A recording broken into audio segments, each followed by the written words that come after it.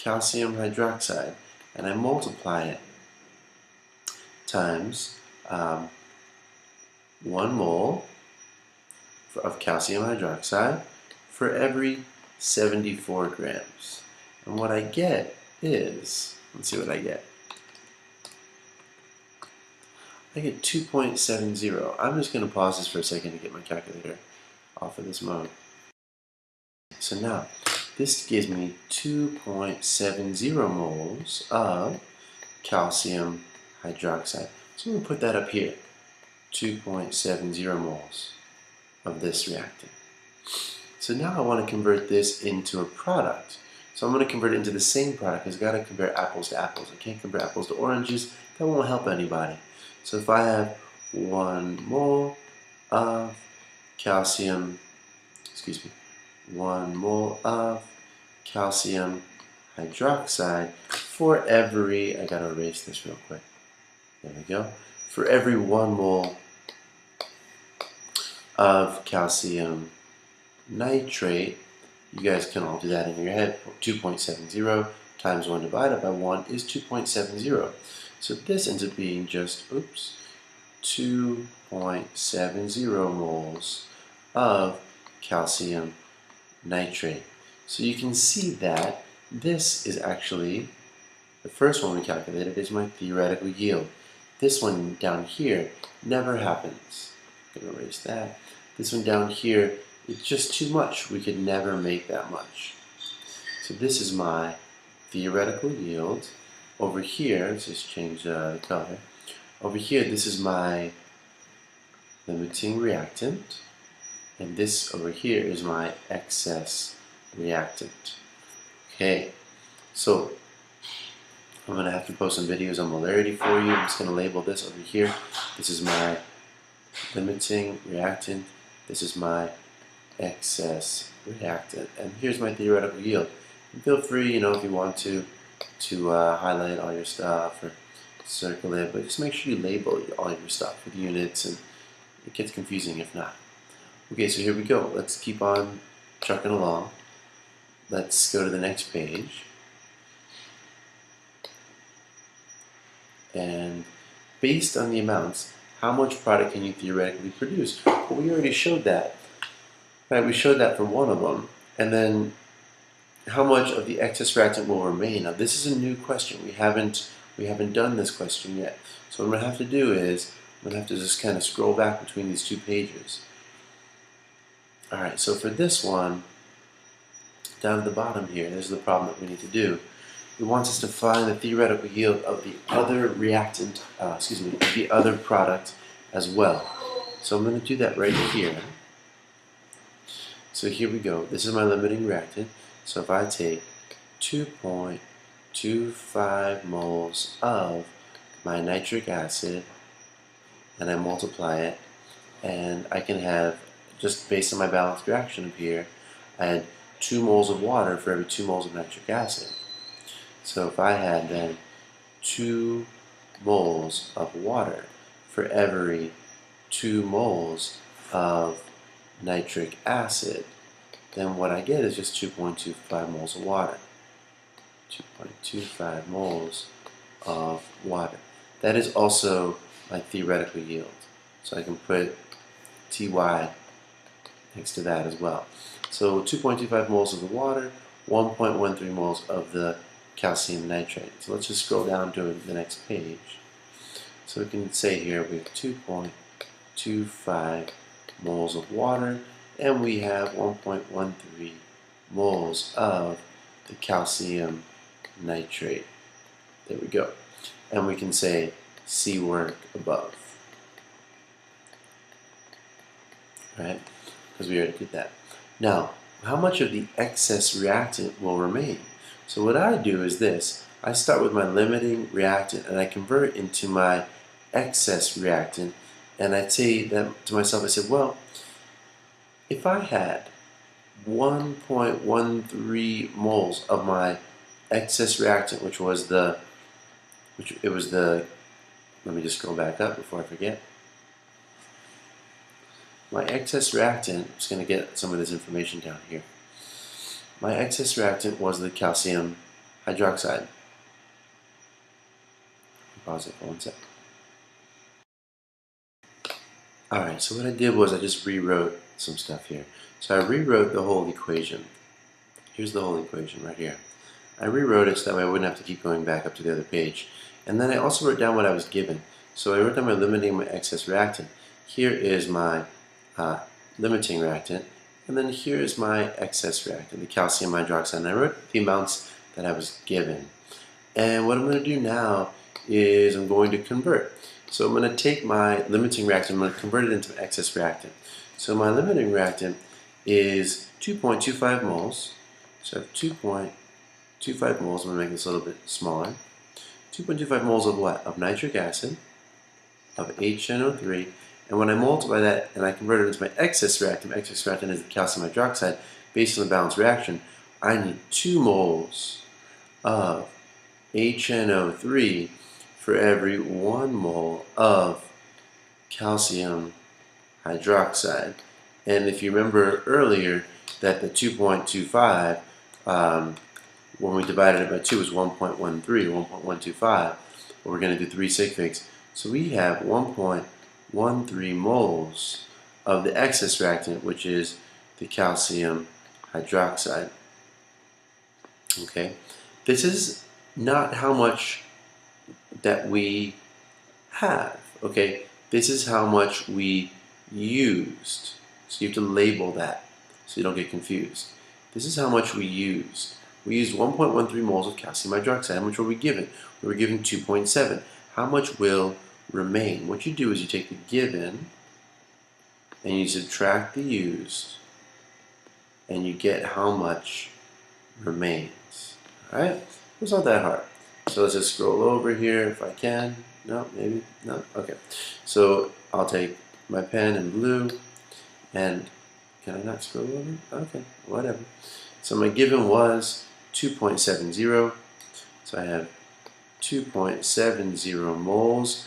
My used is 1.13 moles. And I really love to be able to scroll over. No, let me just try if I can do that. There we go.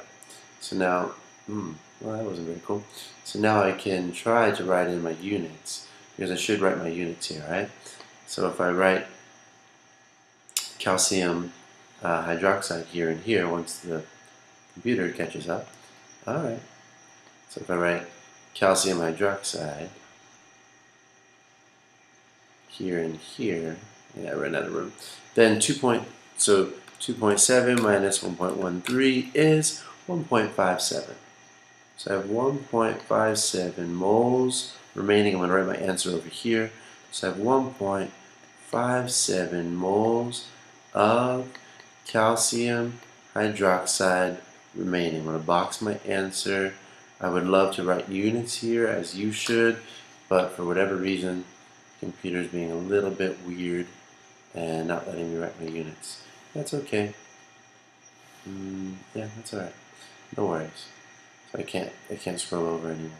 Alright, so now, what if actually it's 2 moles of salt? So we said that my theoretical yield of the salt was 1.13 moles. Well, that's unfortunate that I wrote this question as 2 moles of the salt, because I actually produced more salt than I should have. So let's change this. Let's make this more realistic. Let's say if we only produced 1 mole of salt. So if we produce 1 mole of salt, what's the percent error? So your percent error is just a formula, and you have to multiply, it's a ratio, and you multiply it times 100 to get a percent. It's what you actually produced. So it's your actual yield. Give me 1 second. So it's what you actually produce. We need to take the absolute value. So we put little absolute value symbols here. So it is the actual yield minus the theoretical yield divided by the theoretical yield. So what does that mean for us? That means that we're going to take the absolute value of the actual yield, which was 1 mole of the salt, which was calcium nitrate, minus 1.13 moles of calcium nitrate, and we're going to divide it by 1.13 moles of calcium nitrate. And when I do that, I have to multiply it by 100, and we get an answer. I'm going to put my answer down here because I'm running out of room. So my answer is, if I take 1 minus 1.13, or I can take 1.13, make it easy on myself, minus 1 divided by 1.13, and I will get, oops, give me one sec. Here is 11.5% error. And there you go, there's your percent error. Okay, we also can do percent yield. That's much easier. I showed you how to do that in class. But let's just do the questions that are on this page. I'll put percent yield on another version of the practice quiz. So here, if I have 30 grams of propane, calculate the moles of oxygen needed to completely react propane to form water and carbon dioxide. Okay, so here we go. So we have to write out our balanced reaction. So our propane is C3H8, it's a gas. We react it with oxygen, which is O2, which is also a gas. And I produce water, and I produce, make that a gas, and I produce carbon dioxide, which is also a gas. Then what I do with this is I first have to balance my reaction. So I put a 3 here for the carbon, I put a 4 here for the hydrogen, I have 4 oxygens plus 6, which is 10, I put a 5 here. If I have 30 grams of this, how many moles do I have? Well, 30 grams, how much is this weigh? 3 times 12. 8 times 1. Right? So 8 plus 36, this weighs 44 grams. So if I have 30 grams of what? Of C3H8, how many moles do you have? You have 1 mole of C3H8 for every 44 grams. So what is 30 divided by 44? 30 divided by 44 is 0.682. 0.682 moles of C3H8. And what it wants to know is, well, how many moles of oxygen do you need? This is very easy. I'm going to change the color so you can see how easy it is. So here we go. If I multiply this and I say 0.682 moles of C3H8, convert that into oxygen.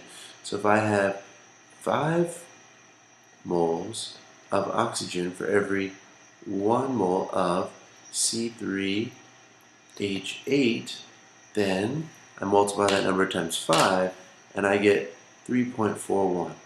I get 3.41 moles of oxygen, O2, needed. That's how much I need in order to completely react the 30 grams of propane.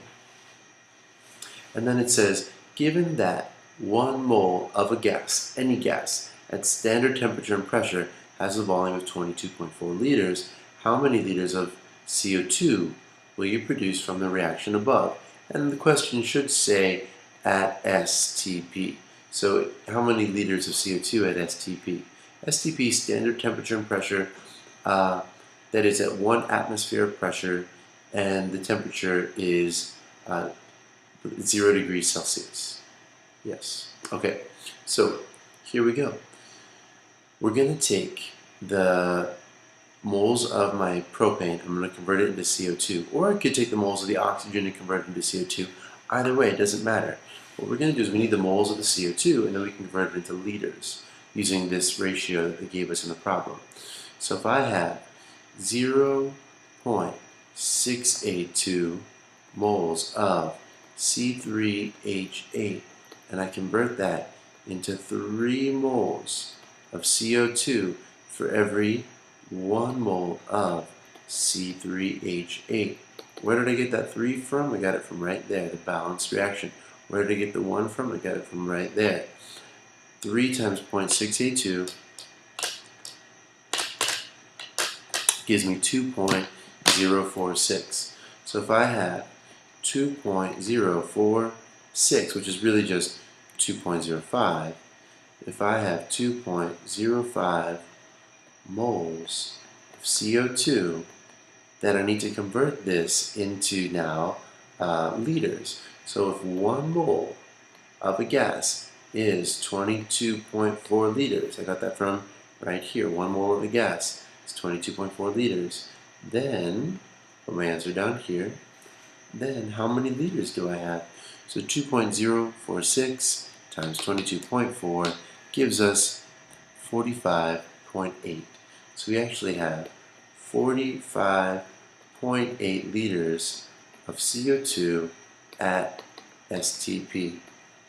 Inbox my answer. We are done. We got 100% on the quiz. We showed all of our work. We tried to put units for everything. We just ran out of space right here, but everything else looks good. So use this. I'll put the PDF up online.